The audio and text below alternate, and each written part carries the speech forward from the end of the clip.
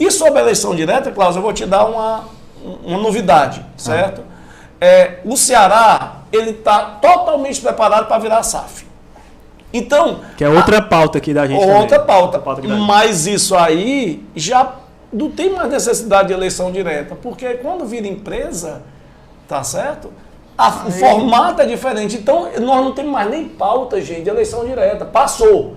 Entendeu? Agora a pauta nova é a SAF. É a SAF e vai se tornar a SAF, mais cedo ou mais tarde. Porque o Ceará hoje é preparado para isso, o Ceará é preparado para virar uma empresa.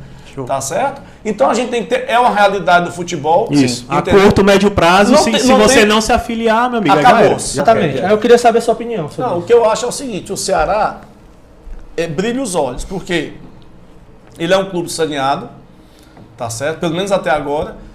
É por isso que a gente tem que orar muito para não cair, senão é um passivo gigante. Né? É de uma torcida gigantesca, apaixonada e, diga-se de passagem, de tão apaixonada, ela é boba.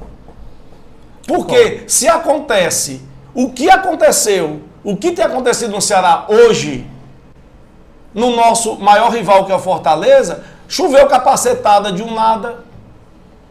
Então, é muito fácil você vir e querer fazer com que o Ceará ele seja uma empresa atrativa, a gente não tem como fugir, é o futuro de futebol. Agora a gente tem que ter dentro um conselho que fiscalize.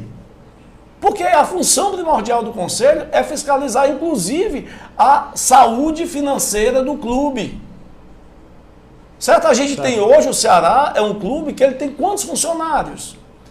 Né? O conselheiro, ele não tem, né, que as pessoas acham que a função do conselheiro é essa, de ficar opinando sobre jogador. Não é função. Treinador, jogador. Não é, essa é a função da executiva. Sempre existe esse boato, né? O conselho quer fulano de tal.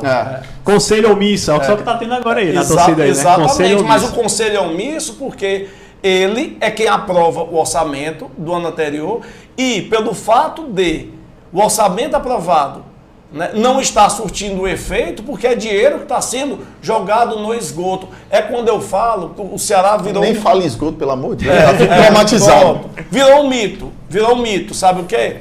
No futebol não é bom, mas administrativamente é bom. Meu amigo, a atividade fim é o futebol. Se você na atividade fim você não consegue nada, administrativamente você não é nada.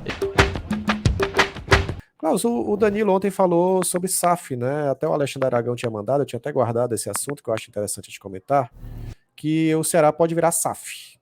Sim. E o Danilo, que concorre ao conselho, falou que seria, meio que deu a entender que o Ceará está preparado para virar uma SAF, né? E que isso também tem que ser uma preocupação do conselho, que tem que fiscalizar isso, que fatalmente, não sei há quanto tempo, né? A gente pode ir por esse caminho também, né? O que é que tu sentiu lá do Danilo em relação a isso? Cara, eu acho que a sensação que dá em todo mundo, inclusive acho que todo mundo que está aí nos assistindo também, Douglas, é que para competir vai ser necessário a SAF. A gente não vai ter muita escolha. Porque você vê que os clubes que... É o que eu falei antes, né? Que antes era diferencial a gente... como assim dizer que não vai ter ali uma receita, né, que pagavam atrasados, como o Botafogo, sei lá. Cara, os caras hoje pagam em dia, e além de pagar em dia, eles têm poder de compra. Como é que faz para lidar com isso? Como é que faz para lidar com tanto dinheiro envolvido? É complicado. Não é só simplesmente pagar em dia, é o que eu falei. Hoje os jogadores vão ser muito atraídos por um grupo City, porque é um grupo City. É porque tem um pedigree do Grupo City, ou porque tem um grupo do 77 Partners, que é conhecidaço. E os empresários conhecem dos jogadores. Entendeu? É um grupo de projeção. É uma rede de contato. É uma rede que amplia, por exemplo, para o empresário do jogador, a possibilidade dele de negociar com outros times do próprio grupo. Entendeu? Então os empresários vão se visualizar também mais interessados em negociar com as SAFs. Eu acho que é uma tendência natural. Aumenta o network, amplia, né, o network. Então, acho que isso pode ser um empecilho. E acho até que por isso que a própria SAF ela tem muito visão de que é importante ter formação de base com mais qualidade. Que foi, inclusive, um dos pontos do projeto do City, do Grupo City. Uhum. Então, assim, cara, para nossa realidade, eu acho que tá caminhando, ainda é cedo para cravar isso, tá? Mas eu tô dizendo que caminha para se tornar algo inevitável, que Ceará e Fortaleza se tornem SAFs. Porque são clubes financeiramente organizados, que já contam com uma boa estrutura e que podem receber uma SAF. Porque vão ter um caminho de aprimoramento e, sei lá, alcance de sucessos mais rápidos. E eu acho que o caminho para se tornar SAF, ele tá logo ali. E eu acho que o Danilo sabe disso também. Eu acho que foi por isso que ele tocou nesse assunto de que ele, como um cara que era da diretoria, ou era do conselho na época que ele estava na diretoria, ele colocava como importante a votação do sócio-torcedor. Né? O sócio-torcedor ter opinião, votar. Mas, talvez essa situação, que ela é delicada para muitos, né? De hoje, de dentro do clube, porque o clube não... Para quem está dentro do clube, do conselho, desse grupinho lá, eles não querem eleição direta para presidente. Eles não querem que a torcida vote. Porque eles sabem que vão perder. A votação do sócio-torcedor do Ceará hoje, que, sei lá, tá adimplente há 3 anos, se a gente colocar na ponta do lápis, Dudu, deixa eu ver aqui, pagando em média R$60 durante, vamos lá, 4 anos. A gente é sócio há mais tempo, né? Uhum. Deixa eu ver aqui, 60 vezes 48. É pouco. O torcedor paga pouco ainda para ser sócio. Em 6 anos você paga quase, em média, ali uns R$3.000, né? Uhum. Sendo sócio. O título de sócio proprietário é 8 mil, né? Uhum. Mas eu acho que dá para ter o sócio. Só que a questão é, a discussão para o Danilo, ela avançou para uma condição de que esse vai ter que ficar em segundo plano.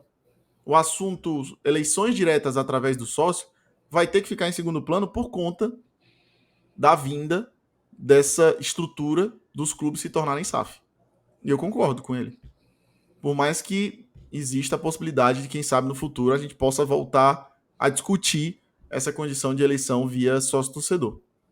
Então, assim, eu acho que era uma discussão que já deveria ter ocorrido, mas como a sensação que deu do Danilo é de que parece que está tudo aparelhado, parece que está tudo... Ninguém discute mais, está um núcleo duro, fechado, que não aceita o contrário, não aceita nem ouvir o contrário, não aceita o diálogo com o contrário, não aceita se questionar, né? Não aceita se questionar. Então, essas conversas, elas estão passando tudo a parte da gente. A discussão de SAF vai passar a parte da gente. Se continuar com o atual grupo, e se eles continuarem com esse comportamento, nós, torcedores, vamos só assistir o nosso clube virar SAF e não dar um pitaco. Sim. Isso que Exatamente. preocupa. É isso que, para mim, é uma questão que preocupa. E não se tornar SAF, mas é o torcedor não fazer parte de nada. De nem poder manifestar uma opinião. E é isso que tem subido o tom da torcida. E é isso que, cada vez mais, se continuarem com esse comportamento, vai afetar o comportamento da torcida, Douglas. Mas acho que o caminho de SAF é uma condição que todos os clubes devem caminhar aí para os próximos anos. Mas é a tendência. É uma tendência, mas a gente se preocupa muito com essa transição, né? Porque se não há uma oposição, não é uma oposição que... A oposição, é bem entender, a oposição forte, ela faz a situação ficar forte. Porque a oposição que dialoga, e a situação que dialoga, que há um diálogo, você vai se entendendo, você vai fazendo coisas em prol do clube. Tá? A oposição está lá para fiscalizar, né? Não é para ser contra, é para fiscalizar e tentar agregar o que há na situação. Então tem que ter, meu amigo, para virar SAF. O Bahia aí é um ano, cara. Foi um ano. Foi um ano discutindo, negociando, vai e volta. Falava-se aí em Salvador City, mudar o nome do time, mudar as cores, mudar um monte de coisa. Não mudaram nada. Não vão mudar nada. Vai ficar Bahia mesmo, vai ficar com o mesmo uniforme, vai receber 1 bilhão. 1 bilhão, é exatamente isso, né?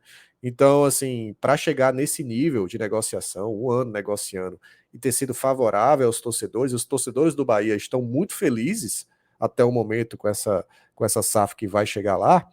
Cara, eu fico muito preocupado, velho. Será que o Ceará vai ter essa articulação toda, né, do jeito que está hoje, com o negócio meio que o que a situação diz, passa e pronto, né, sem uma fiscalização forte, sem uma posição forte? Isso me preocupa, né?